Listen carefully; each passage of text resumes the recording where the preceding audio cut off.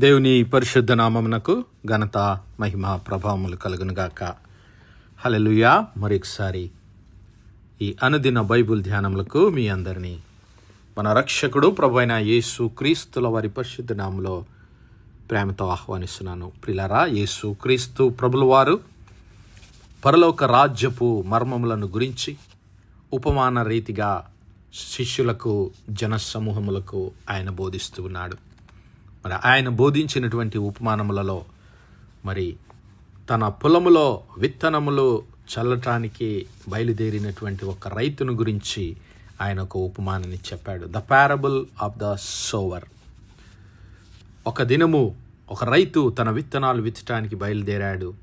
మరి తన పొలంలో ఆయన విత్తనాలు విత్తుచుండగా మొట్టమొదటిగా కొన్ని విత్తనాలు త్రోవ పక్కన పడిపోయాయి. ఆ త్రోవ పక్కన పడిపోయిన విత్తనాలు త్రొక్కబడ్డాయి. పక్షులు వచ్చి వాటిని తినివేశాయి. వాటి వలన ఫలము లేకుండా పోయింది. రెండవదిగా కొన్ని విత్తనాలు ఆయన విత్తుచుండగా రాతి నేలను పడ్డాయి. అవి మొలిచి చెమ్మలేనందున ఎండిపోయి నశించిపోయాయి. ఇక మూడవదిగా మరికొన్ని విత్తనాలు ముండ్ల పొదల్లో పడ్డాయి. వాటితో కూడా ముండ్ల పొదలు మొలచి వాటిని అణిచివేసాను. హల్లెలూయా. ఇక ఈ మూడవ స్థలము, మూడవ రకమైనటువంటి హృదయము కలిగినటువంటి వారు, లేదంటే మూడవ రకమైనటువంటి ఆత్మీయ జీవితము కలిగినటువంటి వారు ఎవరో క్రీస్తు ప్రభుల వారు శిష్యులకు తెలియజేశాడు.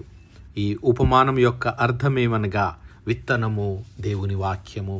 త్రోవ పక్క నుండి వారు వాక్యము విందురు గాని నమ్మి రక్షణ పొందకుండానట్లు సాతాను వచ్చి వారి హృదయములో నుండి ఆ వాక్యము ఎత్తుకొని పోవును. అది మొదటి రకము. రెండవ రకము రాతి నేలన ఉండు వారేనగా ఎవరనగా, వాక్యము విన్నప్పుడు ఎంతో సంతోషముగా అంగీకరింతురు. వారికి వేరు లేనందున కొంచెము కాలం మాత్రమే నమ్మి శోధనలు వచ్చినప్పుడు తొలగిపోవుదురు.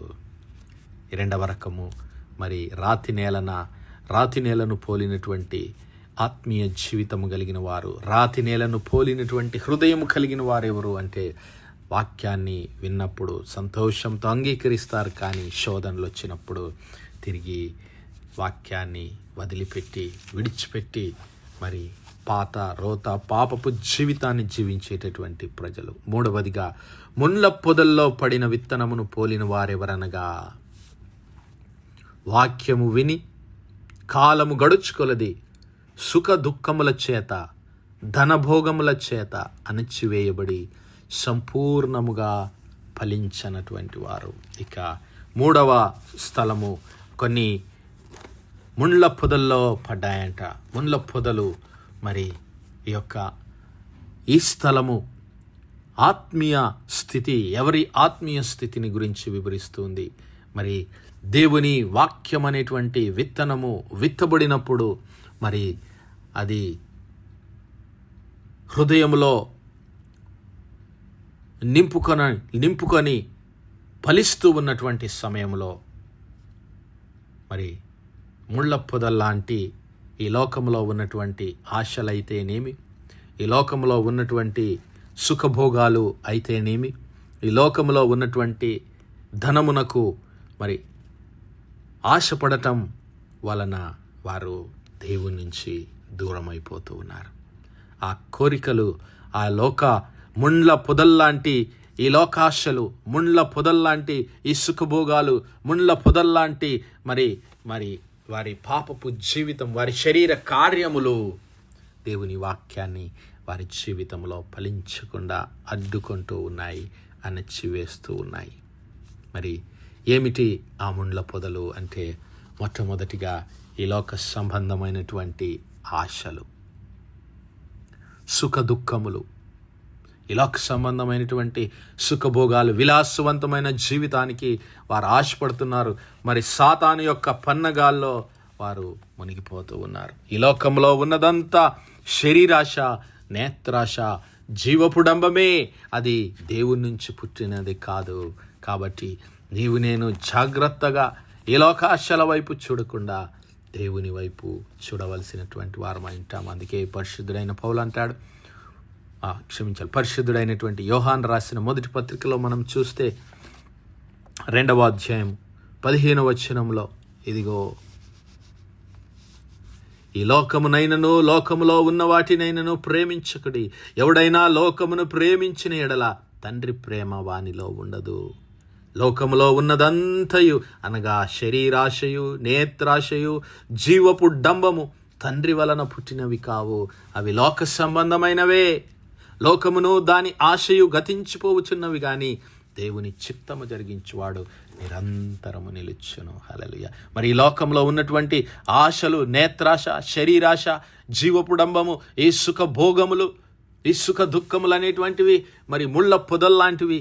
దేవుని చిత్తాన్ని నీవు జరిగించకుండా, దేవుని వాక్యము నీ హృదయంలో ఫలించకుండా, మరి దేవుని వాక్యాన్ని అణచివేసేటటువంటిగా ఈ లోక ఆశలు ఉంటూ ఉన్నాయి. అవి దేవుని వలన పుట్టినవి కావు, అవి సాతాను నుండి పుట్టినటువంటివి. కాబట్టి ఓ నా చిన్న పిల్లలారా, యవనస్తులారా, మీరు తండ్రిని ఎరిగి ఉన్నారు గనుక మీకు రాయిచున్నాను. మీరు బలవంతులు, యవనస్తులారా మీరు బలవంతులు, దేవుని వాక్యమును మీ అందు నిలుచుచున్నది. కాబట్టి మీరు ఈ లోకాశల వైపు, ఈ శరీరాశల వైపు, ఈ జీవపు డంబము వైపు కాదు నేను పరిగెత్తుకొనవలసింది. అవి ముళ్ళ పొదల్లాంటివి. ఇక 2వదిగా మరి చూస్తే ధనాపేక్ష సర్వ మరి కీడులకు మూలమని దేవుని వాక్యం సెలవిస్తూ ఉంది. ఈ ధనాపేక్షను బట్టి అనేకమైనటువంటి మరి దేవుని బిడ్డలు వారు దేవుని నుంచి దూరం అయిపోయారు.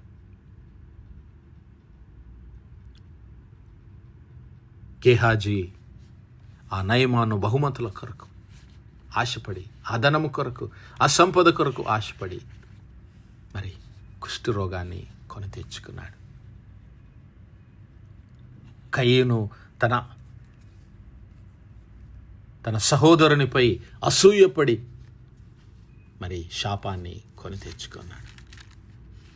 అలాగే మరి యూదా పత్రిక 1వ అధ్యాయం 11వ వచనంలో, అయ్యో వారికి శ్రమ, వారు కయీను నడిచిన మార్గమున నడిచిరి, బహుమానము పొందవలెనని బిలాము నడిచిన తప్పు త్రోవలో ఆతృతముగా పరిగెత్తిరి, కోరాహు చేసినట్లు తిరస్కారం చేసిరి. కోరాహు వలె మరి శపితమైన వాటి కొరకు ఆశపడ్డారు.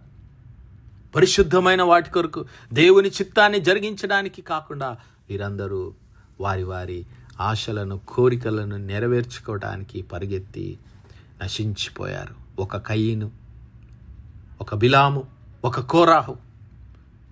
పరిశుద్ధ గ్రంథంలో వారు మనకు సాదృశ్యంగా ఉంటూ ఉన్నారు. వారు దేవుని చిత్తానికి లోబడక ఈ లోకాశల వైపు, ధన సంపద వైపు, బహుమానాల వైపు వారు ఆశపడి దేవుని నుంచి దూరం అయిపోయారు, నశించిపోయారు. అలాగే 3వదిగా మనం గమనించినట్లయితే అపవిత్రత, శరీర కార్యములు, వాటన్నిటినీ నేను విడిచిపెట్టవలసినటువంటి వారమై ఉంటున్నాం. అవి ముళ్ళ పొదల్లాంటివి. యేసు క్రీస్తు ప్రభుల వారు ఆయన హెచ్చరించాడు. మత్తయి సువార్త 5వ అధ్యాయం 28వ వచనాన్ని మనము గమనించినట్లయితే, నీ దృష్టి ఎలాగుంది జాగ్రత్త. మత్తయి సువార్త 5వ అధ్యాయం 28వ వచనంలో ఆయన అంటాడు, నేను మీతో చెప్పునదేమనగా, 27వ వచనంలో కూడా చూస్తే, వ్యభిచారము చేయవద్దని చెప్పబడిన మాట మీరు విన్నారు కదా. నేను మీతో చెప్పునదేమనగా, ఒక స్త్రీని మోహపు చూపుతో చూచు ప్రతివాడు అప్పుడే తన హృదయమందు ఆమెతో వ్యభిచారం చేసిన వాడగును. నీ కుడి కన్ను నిన్ను అభ్యంతరపరిచిన ఎడల దాన్ని పెరికి నీ యొద్ద నుండి పారవేయము. నీ దేహమంతయు నరకములో పడవేయబడకుండా నీ అవయములలో ఒకటి నశించుట నీకు ప్రయోజనకరమే కదా. నీ కుడి చెయ్యి నిన్ను అభ్యంతరపరిచిన ఎడల దాన్ని నరికి నీ యొద్ద నుండి పారవేయము. నీ దేహమంతయు నరకంలో పడకుండా నీ అవయములలో ఒకటి నశించుట నీకు ప్రయోజనకరం కదా. ఏమంటాడు యేసయ్య? నీలో ఉన్నటువంటి ముండ్ల పొదలన్నిటినీ తీసివేసుకో, శుభ్రం చేసుకో. వ్యభిచారం అనేటువంటి ఆయా మోహపు చూపులను, ఒకళ్ళను నీ పరాయి వ్యక్తులను నీవు మోహపు చూపుతో చూస్తే నీవు వ్యభిచారం చేసిన వాడి కింద లెక్క అని యేసయ్య చెబుతున్నాడు. అలాగే భక్తుడైన పౌలు అంటాడు గలతీ పత్రిక 5వ అధ్యాయంలో శరీర కార్యములను స్పష్టంగా ఆయన అక్కడ తెలియజేస్తూ ఉన్నాడు. గలతీ పత్రిక 5వ అధ్యాయం 17 వచనాలు మనం గమనిస్తే, నేను చెప్పినదేమనగా ఆత్మానుసారముగా నడుచుకొనుడి, అప్పుడు మీరు శరీరేచ్ఛను నెరవేర్చరు. శరీరము ఆత్మకును, ఆత్మ శరీరమునకు విరోధముగా అపేక్షించును. ఇవి ఒకదానికొకటి వ్యతిరేకముగా ఉన్నవి గనుక మీరేవి నిశ్చయింతురో వాటిని చేయకుందురు. మీరు ఆత్మచేత నడిపించబడిన ఎడల ధర్మశాస్త్రమునకు లోనైన వారు కారు. శరీర కార్యములు స్పష్టమై ఉన్నవి. ఆ శరీర కార్యముల జోలికి మీరు వెళ్ళొద్దు. అవి ముళ్ళ పొదల వంటివి. మీ ఆత్మీయ జీవితాన్ని అవి అణచివేస్తాయి. ఆత్మకు విరోధముగా అవి ఎదుగుతాయి. కాబట్టి వాటిని విడిచిపెట్టు వారంగా ఉండాలి. వాటిని విడిచిపెట్టి పరిశుద్ధులుగా జీవించడానికి నీవు నేను పిలువబడ్డాం. దేవుని చిత్తాన్ని జరిగించడానికి నీవు నేను పిలువబడ్డాం. మీరు పరిశుద్ధులగుటయే అనగా మీరు జారత్వమునకు దూరముగా ఉండుటయే దేవుని చిత్తము. హల్లెలూయా. పవిత్రులుగా, పరిశుద్ధులుగా, దేవుని వాక్యానుసారమైన జీవితాన్ని జీవించి ఆయన కొరకు ఫలించాలని ఆయన కోరుకుంటున్నాడు. కాబట్టి నా సహోదరుడా, నా సహోదరి, ప్రసంగి చెప్పినట్లుగా ఇదిగో ఈ లోకమంతటిని చూసి గమనించిన తర్వాత ఆయన చెప్పిన సత్యం ఏమిటి అంటే, దేవుని యందు భయభక్తులు కలిగి ఉండుట. హల్లెలూయా. దేవుని యందు భయభక్తులు కలిగి ఉండుటయే నీకు ఆశీర్వాదం అంటాడు. దేవుని నామానికి మహిమ కలుగును గాక. ప్రియులారా, ప్రసంగి గ్రంథం 12వ అధ్యాయాన్ని ఒకసారి చూద్దాం. 12వ అధ్యాయం 13, 14 వచనాల్లో ఆయన అంటాడు, ఇదంతయు విన్న తర్వాత తేలిన ఫలితార్థం ఇదే, దేవుని యందు భయభక్తులు కలిగి ఉండుట, ఆయన కట్టడలను అనుసరించి నడుచుకొనుచుండవలెను, మానవ కోటికి ఇదియే విధి. హల్లెలూయా. దేవుని యందు భయభక్తులు కలిగి ఉంటే ఈ లోకాశల వైపు నీవు పరిగెత్తవు, శరీరాశల వైపు నీవు పరిగెత్తవు, ధనాపేక్ష వైపు నీవు పరిగెత్తవు, దేవుని శాపమున వైపు నీవు పరిగెత్తవు. కేవలము ఆయన మాటలను నీ హృదయంలో భద్రపరచుకొని, నీ హృదయంలో ఉన్నటువంటి ఆ ముళ్ళ పొదల్లాంటి ఆలోచనలు, ఆశలు, ఆ కోరికలన్నిటినీ తీసివేస్తే దేవుని వాక్యం నీ జీవితంలో ఫలిస్తుంది. దేవుడు నిన్ను ఆశీర్వదిస్తాడు. ఇదిగో ఆయన యందు భయభక్తులు కలిగి ఆత్మతోనూ సత్యముతోనూ ఆరాధించే హృదయాన్ని నీవు కలిగి ఉండాలి.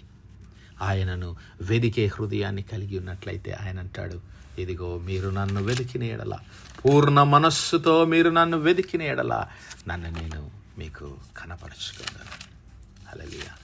ఇర్మియా గ్రంథం 29వ అధ్యాయం, మీరు నన్ను వెదికిన ఎడల, పూర్ణ మనస్సుతో నన్ను గూర్చి విచారణ చేయునెడల నన్ను మీరు కనుగొందరు.